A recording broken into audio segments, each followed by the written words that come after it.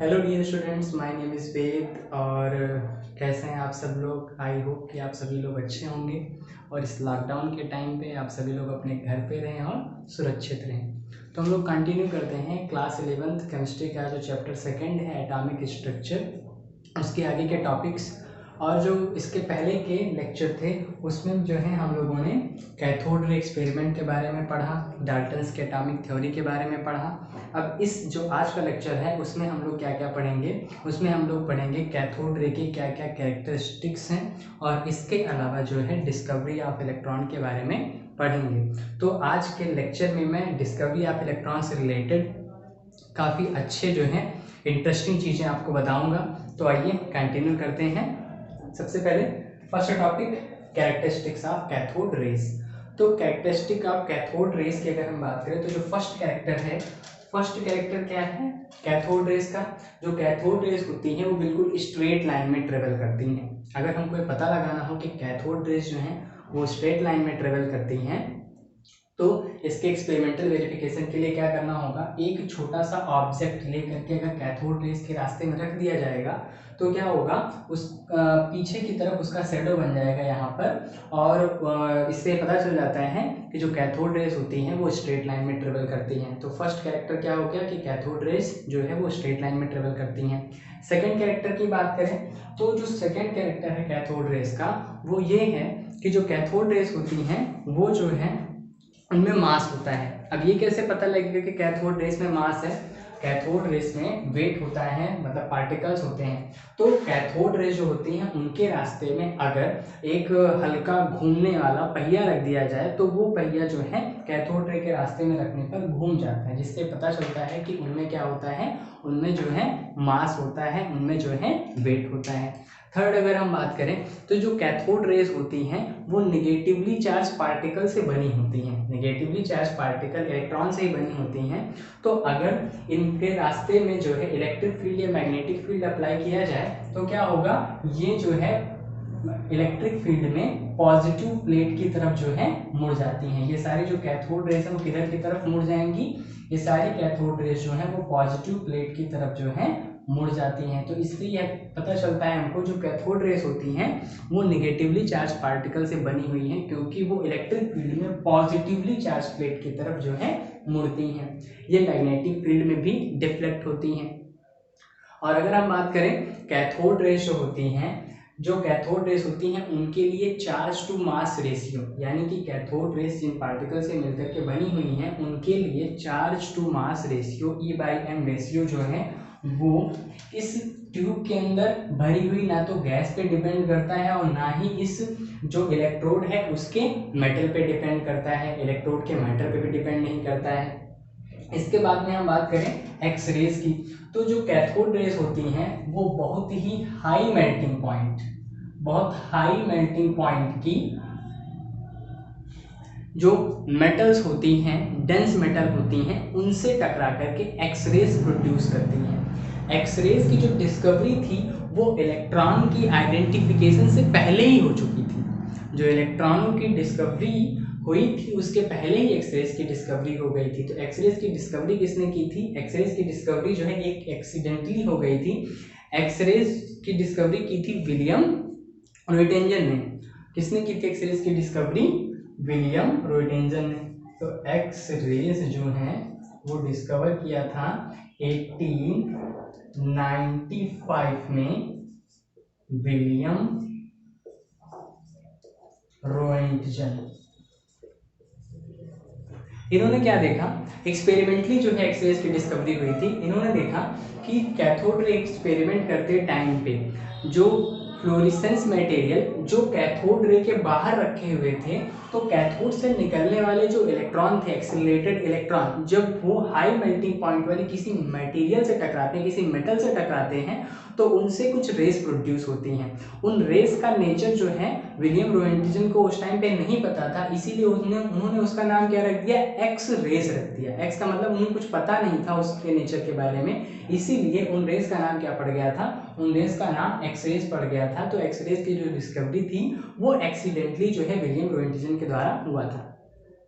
X race अगर हम बात करें कैथोड रेस की, तो कैथोड रेस खुद विजिबल नहीं है, कैथोड रेस को, उनके बिहेवियर को फील किया जा सकता है फ्लोरेसेंस और फास्फोरेसेंस जो प्रोड्यूस करते हैं उन मटेरियल के प्रेजेंट में। अगर जो है ये जो कैथोड रे जो प्रोड्यूस हो रही हैं एनोड की साइड में, अगर जो है फ्लोरेसेंस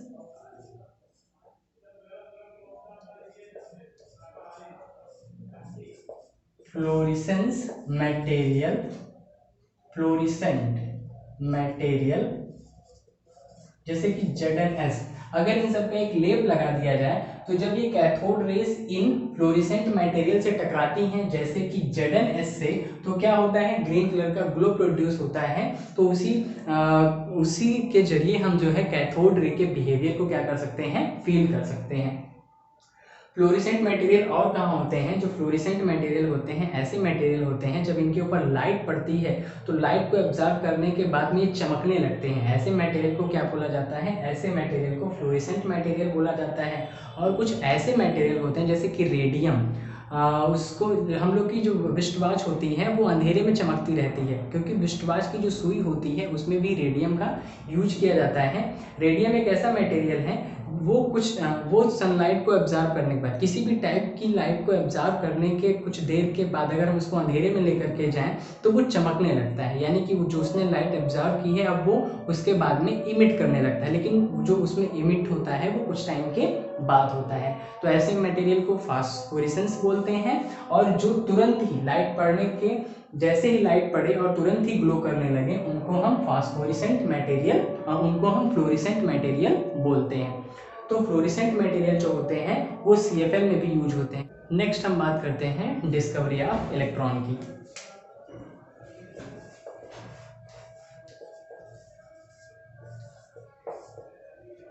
तो डिस्कवरी ऑफ इलेक्ट्रॉन से पहले कुछ और एक्सपेरिमेंट्स के बारे में पढ़ लेते हैं, फिर उसके बाद में जो है इलेक्ट्रॉन की डिस्कवरी कैसे हुई इस पर डिस्कस करेंगे। तो डिस्कवरी ऑफ इलेक्ट्रॉन से पहले 1830 में माइकल फैराडे जो थे उन्होंने बताया कि किसी साल्ट के सॉल्यूशन में जब इलेक्ट्रिसिटी कंडक्ट की जाती है, इलेक्ट्रिसिटी पास की जाती है, तो इलेक्ट्रोडों के ऊपर मेटल डिपॉजिट होती है और दूसरे इलेक्ट्रोड के ऊपर क्या होता है, जो मटेरियल होता है वो जो है लिबरेट होता है, यानी कि मैटर का लिबरेशन भी होता है और मैटर का डिपोजिशन भी होता है। तो इससे क्या पता चलता है, इससे ये पता चलता है पार्टिकुलेट नेचर ऑफ मैटर। 1830 में माइकल फैराडे के एक्सपेरिमेंट से पार्टिकुलेट नेचर ऑफ इलेक्ट्रिसिटी जो है वो पता चली। तो 1830 माइकल फैराडे ने क्या पता लगाया, particulate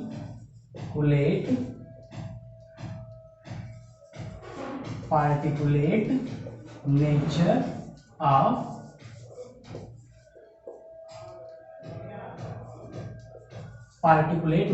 electricity. Particulate nature of electricity से क्या मतलब है, पार्टिकुलेट नेचर ऑफ इलेक्ट्रिसिटी से ये मतलब है कि अगर इलेक्ट्रोडों पे अगर हम साल्ट के सॉल्यूशन में इलेक्ट्रिसिटी को पास करेंगे तो क्या होगा, उनमें प्रेजेंट्स आयन, इलेक्ट्रोलाइट सॉल्यूशन में जो प्रेजेंट्स आयन है वो क्या होंगे, वो जो है आयन किसकी तरफ मूव करेंगे, आयंस मूव करेंगे, अब जो है इलेक्ट्रोड की तरफ मूव करेंगे। तो यानी कि जो है इलेक्ट्रिसिटी में पार्टिकल नेचर होता है, पार्टिकल नेचर की वजह से ही जो है मेटल का डिपोजिशन और लिबरेशन होता है। इलेक्ट्रिसिटी में पार्टिकल नेचर होता है, ये 1830 में माइकल फैराडे ने बताया। अब उसके बाद जो है हम बात करते हैं बेसिक से फंडे की, कि बेसिक सा फंडा क्या है कि लाइक चार्ज एक दूसरे को क्या करते हैं, एक दूसरे को रिपेल करते हैं, और जो अपोजिट चार्ज होते हैं वो क्या करते हैं, एक दूसरे को अट्रैक्ट करते हैं, यानी कि पॉजिटिव किसको अट्रैक्ट करता है, नेगेटिव को अट्रैक्ट करता है। तो इसी आधार पे, इसी बेसिक्स पे जो है 1850 में माइकल फैराडे और बाकी कुछ अदर साइंटिस्ट ने जो है उन्होंने कैथोड रे डिस्चार्ज ट्यूब की स्टडी करना शुरू किया। उन्होंने क्या किया कि एक कांच की लंबी सी नली ली और उसमें इलेक्ट्रोड लगा करके हाई इलेक्ट्रिसिटी जो है पास की, और उन्होंने देखा कि क्या होता है। तो जो है 1850 में माइकल फैराडे और बाकी अदर साइंटिस्ट ने मिलकर के क्या किया, उन्होंने cathode ray discharge tube, cathode ray discharge tube की स्टडी की। उन्होंने क्या देखा, उन्होंने देखा कि जब बहुत हाई वोल्टेज होता है और जो इस कांच की नली में भरी हुई गैस है उसका प्रेशर जब लो होता है तो कैथोड से कुछ रेज जो है निकलती हैं और एनोड की तरफ मूव करती हैं। कैथोड से निकलने वाली इन्हीं रेज को ही क्या नाम दिया गया था, उन्हीं रेज को जो है कैथोड रेज का नाम दिया गया। तो 1850 में माइकल फैराडे और बाकी अदर साइंटिस्टों ने मिलकर के कैथोड रे डिस्चार्ज ट्यूब की स्टडी करनी स्टार्ट की। तो वास्तव में होता क्या है, वास्तव में होता ये है कि अगर इलेक्ट्रिसिटी में पार्टिकल का नेचर है, इलेक्ट्रिसिटी में पार्टिकल का नेचर है, तो पार्टिकल में भी इलेक्ट्रिसिटी होनी चाहिए, यानी कि पार्टिकल में भी चार्ज होना चाहिए। और पार्टिकल में अगर चार्ज है तो वो चार्ज जो है किस फॉर्म में है, वो चार्ज जो है इलेक्ट्रॉनों के फॉर्म में है। और अगर हमें चार्ज को बाहर निकालना है तो हमको क्या करना पड़ेगा, उस चार्ज के अपोजिट चार्ज हमको अप्लाई करना पड़ेगा। तो उस अपोजिट चार्ज की तरफ वो जो चार्ज है वो अट्रैक्ट होगा, यानी कि जो मैटर है, मैटर के अंदर मान लीजिए कोई भी चार्ज है, पॉजिटिव चार्ज है, नेगेटिव चार्ज है, तो मैटर के अंदर अगर नेगेटिव चार्ज इलेक्ट्रॉन के फॉर्म में है, उन इलेक्ट्रॉनों को बाहर निकालने के लिए हमको क्या करना पड़ेगा, उन इलेक्ट्रॉनों को बाहर निकालने के लिए हमें बहुत ही हाई वोल्टेज वाला कोई पॉजिटिव चार्ज अप्लाई करना पड़ेगा। तो वो इलेक्ट्रॉन जो है पॉजिटिव चार्ज की तरफ अट्रैक्ट होंगे और अट्रैक्ट होकर के उनकी तरफ मूव करने की कोशिश करेंगे। तो सेम यही चीज हम यहाँ पर भी अप्लाई करते हैं। कैथोड एक्सपेरिमेंट में होता क्या है कि जब हाई वोल्टेज अप्लाई किया जाता है तो क्या होता है कि यहाँ से इलेक्ट्रॉन निकलते हैं और कैथोड के मेटल पे जाकर के इकट्ठा होना शुरू होते हैं, यानी कि कैथोड का जो मटेरियल है उस पर ढेर सारे इलेक्ट्रॉन है, और जो मैटर है, मैटर में भी जो एटम है उनके पास भी ढेर सारे इलेक्ट्रॉन है। अब ये इलेक्ट्रॉन जब यहाँ इकट्ठा हो जाते हैं तो इनको ये जो इलेक्ट्रॉन है चूंकि निगेटिवली चार्ज है और बहुत ही हाई वोल्टेज होने पे पॉजिटिव चार्ज एनोड की तरफ मूव करना शुरू करते हैं, यानी कि जो पार्टिकल्स हैं अगर उनमें से हमको चार्ज को बाहर निकालना है, मान लीजिए यहाँ पर कोई चार्ज अप्लाई नहीं किया जाता तो यहाँ पर तब भी इसके पास में इलेक्ट्रॉन होते, और यहाँ पे अगर कोई हाई पॉजिटिव चार्ज होता तो उसकी तरफ ये निगेटिवली चार्ज पार्टिकल तब भी अट्रैक्ट होते। तो इसी से जो है इलेक्ट्रॉन की डिस्कवरी हुई। जो नेगेटिवली चार्ज पार्टिकल थे उनको बाहर निकालने के लिए बहुत ही हाई चार्ज जो है अप्लाई किया गया, बहुत ही हाई वोल्टेज जो है अप्लाई किया गया। तो कैथोड के मटेरियल में प्रेजेंट जो इलेक्ट्रॉन थे वो एनोड की तरफ मूव करना शुरू हुए, और यही जो थे वो कैथोड रेज भी थी। तो कैथोड रे वास्तव में है क्या, कैथोड रे जो होती हैं वो वास्तव में नेगेटिवली चार्ज पार्टिकल इलेक्ट्रॉन है। और उनकी डिस्कवरी कैसे हुई, उनकी डिस्कवरी जो है इसी बेसिस पे हुई कि लाइक चार्जेस एक दूसरे को रिपेल करते हैं और जो अपोजिट चार्जेस होते हैं वो एक दूसरे को अट्रैक्ट करते हैं। उन इलेक्ट्रॉनों को, उन चार्ज पार्टिकल को निकालने के लिए क्या यूज किया गया, उन चार्ज पार्टिकल को निकालने के लिए जो है इलेक्ट्रिसिटी को यूज किया गया। तो इस तरह से जो है इलेक्ट्रॉन की डिस्कवरी हुई। लेकिन इलेक्ट्रॉन की डिस्कवरी का जो श्रेय है वो वास्तव में जाता है जे थॉमसन को। जे थॉमसन ने 1897 में उन्होंने क्या किया, उन्होंने भी कैथोड रे एक्सपेरिमेंट को ही किया। तो 1897 में उन्होंने क्या किया, इस कैथोड रे जो है एक्सपेरिमेंट में उन्होंने क्या किया, उन्होंने जो है इसके परपेंडिकुलर, कैथोड रेस के परपेंडिकुलर जो है इलेक्ट्रिक फील्ड और मैग्नेटिक फील्ड दोनों लगाया, और उन दोनों को बैलेंस करके जो है उन्होंने इन पार्टिकल्स के लिए, इन कैथोड रेस के लिए क्या निकाला, चार्ज टू मास रेशियो निकाला। 1897 में जे थॉमसन ने क्या किया, इन कैथोड रेस के लिए क्या निकाला था, चार्ज टू मास रेशियो निकाला था। तो 1897 जे थॉमसन ने क्या किया था, charge to mass ratio for electron. उन्होंने क्या किया, इलेक्ट्रॉन के लिए चार्ज टू मास रेशियो निकाला। कैसे निकाला था, उन्होंने इलेक्ट्रिक फील्ड और मैग्नेटिक फील्ड को बैलेंस करके जो है E/m रेशियो निकाला। तो उन्होंने क्या किया, इस नली में भरी हुई गैस को चेंज करके देखा, और इन्होंने इस कैथोड के मटेरियल को चेंज करके देखा। तो इन दोनों को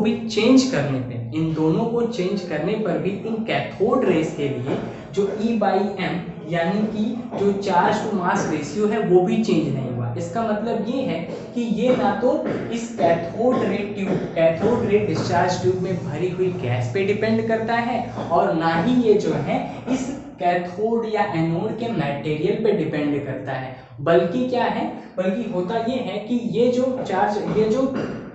पार्टिकल है वो सभी के सभी, ये जो सब एटॉमिक पार्टिकल है वो सारे के सारे एलिमेंट में जो है प्रेजेंट है। तो इस तरीके से इलेक्ट्रॉन की डिस्कवरी हुई। इलेक्ट्रॉन जो है फंडामेंटल सब एटॉमिक पार्टिकल है। चार्ज टू मास रेशियो क्या है इलेक्ट्रॉन के लिए? तो चार्ज टू मास रेशियो क्या है इलेक्ट्रॉन के लिए? वो होता है 1.75 into 10 to the power 11 coulomb पर केजी। जब उन्होंने बैलेंस करके निकाला तो कैथोड रेस के लिए E/m की जो वैल्यू आई थी वो आई थी 1.75 into 10 to the power 11 coulomb पर केजी।